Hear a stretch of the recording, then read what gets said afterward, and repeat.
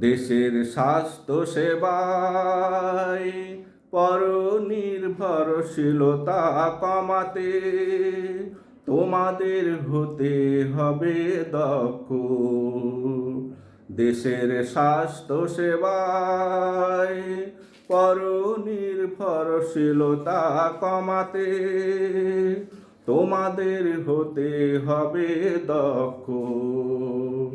অর্জন করতে হবে রুগীদের আস্থা বিশ্বাস, ব্যবহার হবে না রুক্ষ।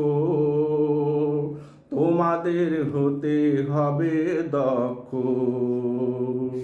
দেশের স্বাস্থ্য সেবায় পরনির্ভরশীলতা কমাতে তোমাদের হতে হবে দক্ষ।